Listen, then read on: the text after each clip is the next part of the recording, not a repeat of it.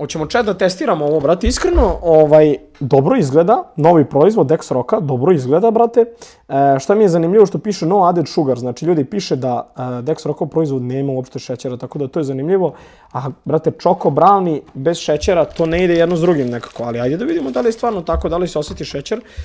Neću da lažem, ja sam već probao, ajmo da uzmemo, znači unutra dobijate kod Dex Rocka 2468 Choco Brownie-a, tako da ajde da vidimo kako sam brownie izgleda. Evo ga vidite, lep je, ok. Evo ga izunutra. Ok. Pa iskreno, stvarno nije nešto kao sladak.